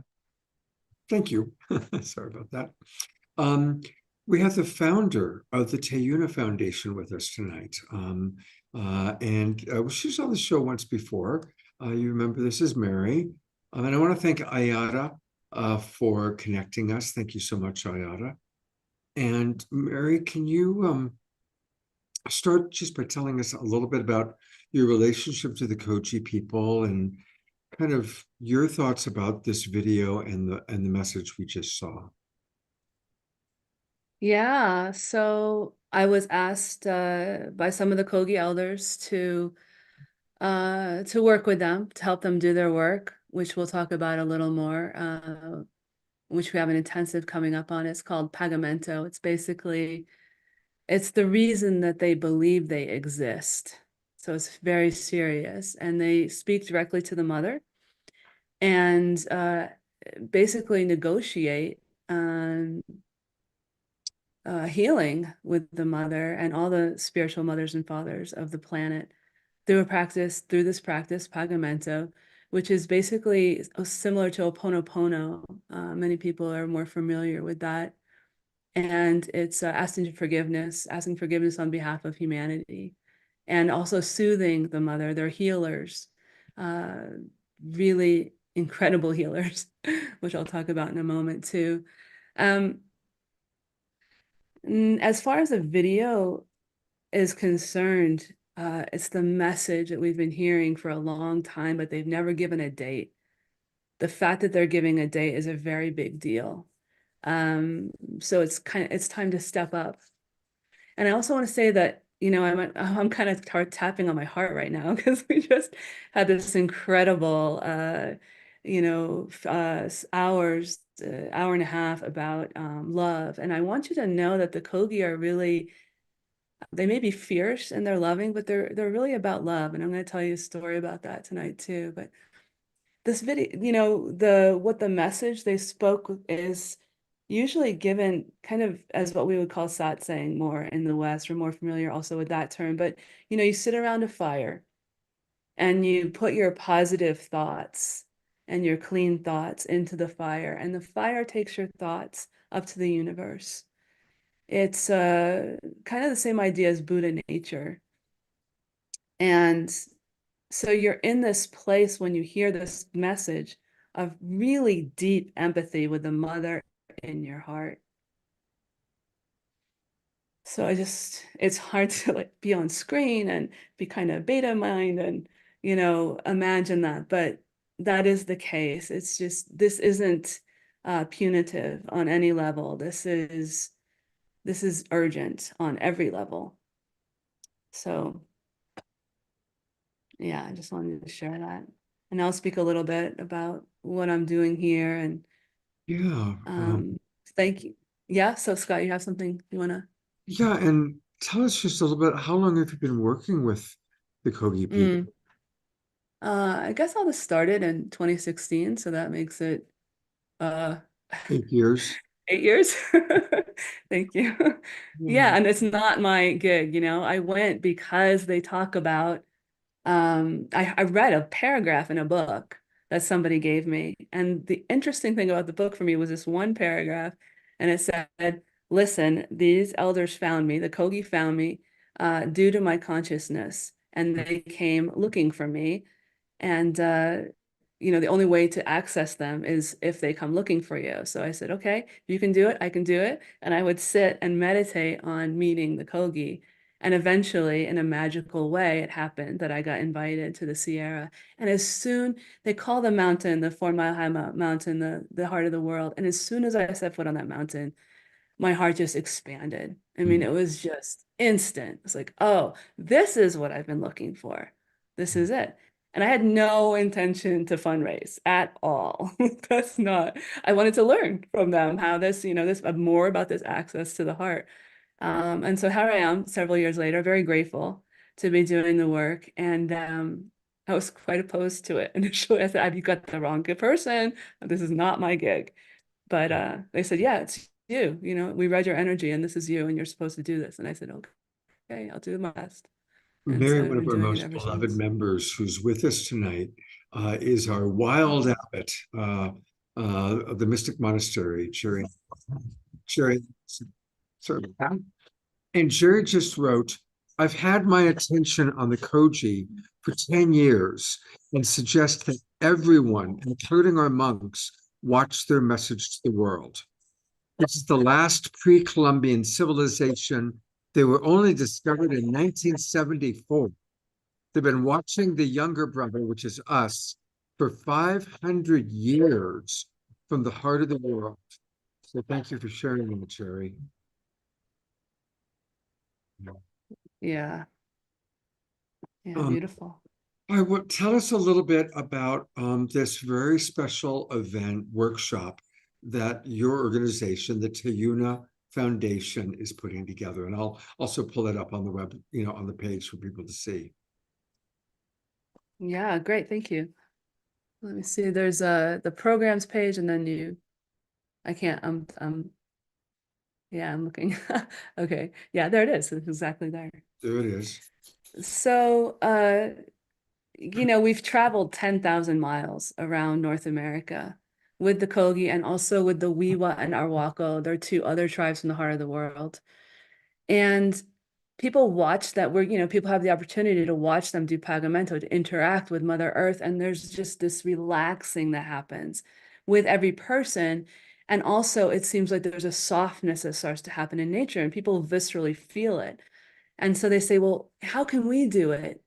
And, you know, mostly, you know, it was a process. The mamos and the zagas are the females, the mamos are the males would say, you can't, but you can give energy to this process. But, you know, they spend their whole lives doing this. So the idea of how they would teach like a 24/7 kind of thing, many of the Kogi go into a cave for 4, 7, or sometimes 15 years and just exist in the dark, getting to know the cosmos and nature on a very intimate and very visceral and subtle level. So, but we kept asking, how do we do, you know, how do we do it? Mamo, Zaga, how do we do it? How do we do it? And finally they said, okay, here's the deal. We're going to teach you how we do it.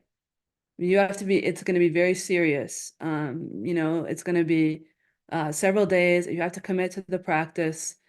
And, you know, basically we're not fooling around. So that's what we're doing.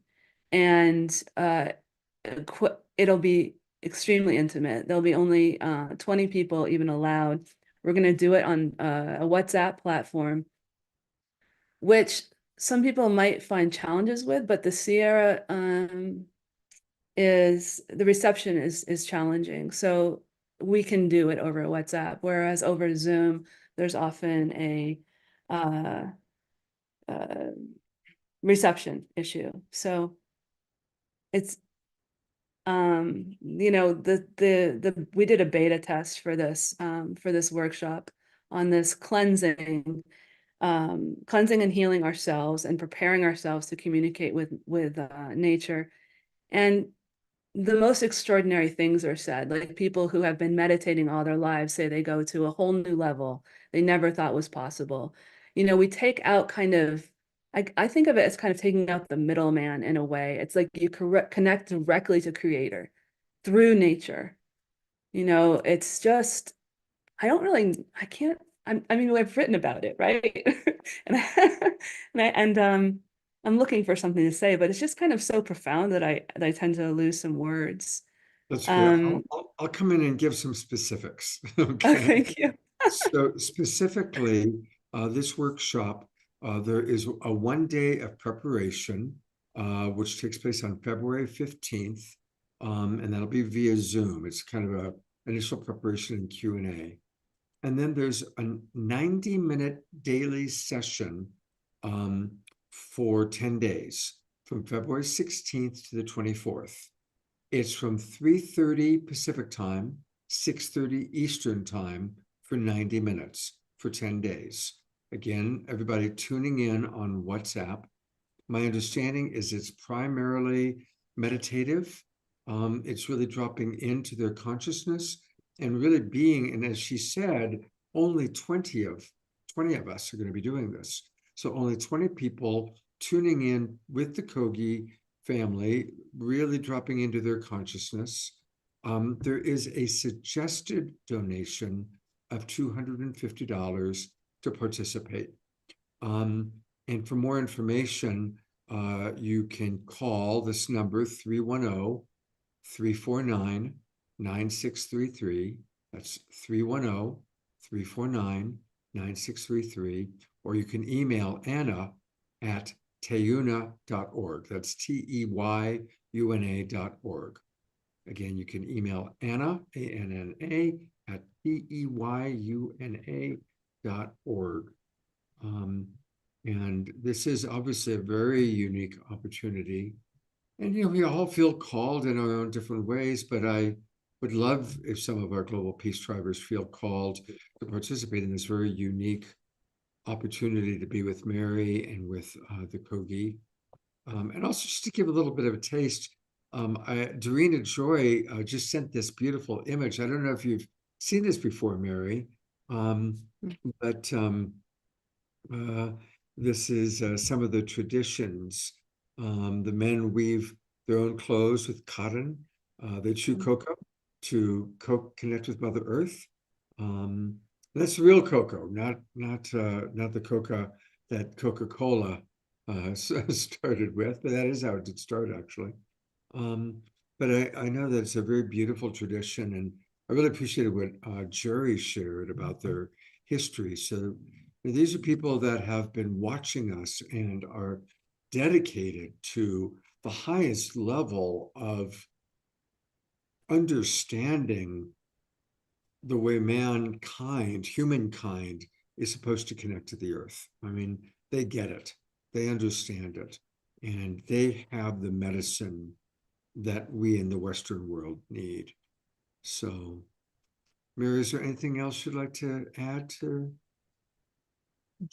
That's so perfect, Scott. I think I just want to say, you know, in relation to that video we watched, I just wanted to tell a little story that, you know, the Kogi are considered the spiritual warriors, but they're really fierce warriors of love. And so I just wanted to give a little example. One of the big challenges we face in supporting the Teyuna, and one of their biggest challenges, bar none, is that their sacred objects are often stolen because they're made out of gold. They hardly have anything left. There was one occasion where we were actually able to catch some of these thieves, and they were brought to jail. Now, unfortunately, there wasn't any space in the jail. I say unfortunately, but the local authorities asked, it was the Kogi and the Wiwa actually, what they would like to do, how they would like to deal with these criminals. And what was said is that they should plant 1,000 trees of this specific tree in the Sierra, and it has heart-shaped leaves. So if they planted those trees, then they could heal their hearts and understand Mother Nature's love. So I just wanted to give you that sweet example from their culture. So because the video was pretty intense. Wow. Wow. Yeah. That's a beautiful story. Thank you. There's a question. Sharon is asking, is this going to be offered again, or is this a one-time only offering? I think we'll see, because lately there's been a little kind of exasperation in the culture. There was the Heart of the World movie in the 90s by Alan Herrera. Then there was another movie called Aluna. And they're like, don't people get it? It's go time. It's really important that we step up. So if people do this workshop and then they practice, and the mamas and zagas check in on you, like they energetically show up, and they aren't fooling around, and they can do it. Like sometimes I'll have conversations with them and they'll say, I told you this already. And I'll say like, don't remember. Let's say, in a dream last night, we were doing this, we were on this planet, and I told you about this. They're super serious. So if people do the practice, if the 20 people who join us, who are very serious, do the practice of Awangashi, Zawangashi that we're going to learn, then yeah, I'm sure that they'll do it again. But let's show them. Let's show them we can, Westerners can. Well, Mary, Yeah. thank you so much for coming on. And Thank you. this is very, very beautiful. And again, thank you, Ayada, I'm going to bring Ayada Yes. for a minute. Thank you, Ayada, so much for making the connection. This all happened today. In the midst, I got a text from my so thank you very much. And that's how quickly things can happen on the Global Peace Drive. So Yeah. thank you. So grateful. To Doug May too. Yeah. Yeah. Thank you. And again, I noticed during our show, the email from Marianne Williams that did come, in which she is letting people know that she is suspending her campaign. And so how beautiful that one of the very last experiences of her campaign was our gathering for her. All right. Well, we have a lot to digest. We want to donate to Eleanor Joy's GoFundMe. We want to consider strongly participating in this amazing opportunity with the Koji people. And so to digest the wisdom from Iara and from Joy and from Corey, we are going to go to our beloved brother Omashar for a final song. But before we do that, I do want to bring up our guests. So here's Corey, here's Iara, where's Joy? There's Joy. I want to thank all of you for your beautiful wisdom, your Dharma that you're doing in the world. I'm blessed because I know all of you, and I have great respect for each of you. And thank you for being on the show tonight. Thank you so much. All right, we're going to go to Omashar.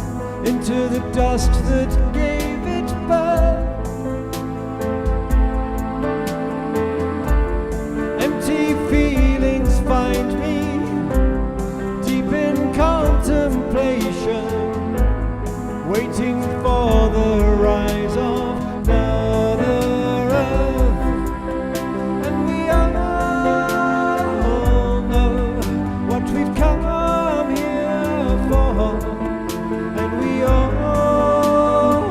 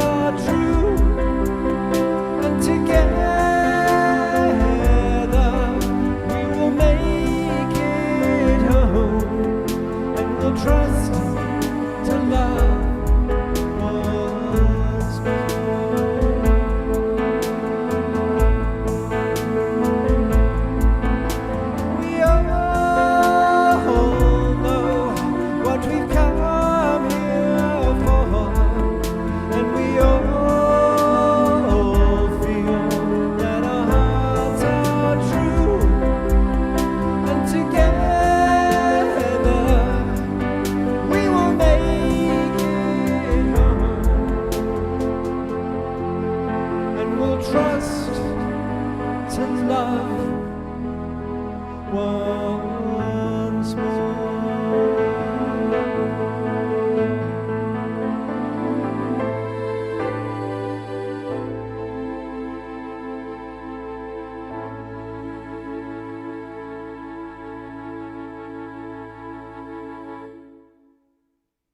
We're going to gallery view, everybody. That's all twinkle our beloved brother Omashar, as he helps us to remember the reason we are here, as he helps us to fly, as he helps us in so many wonderful ways. Thank you, beloved Omashar.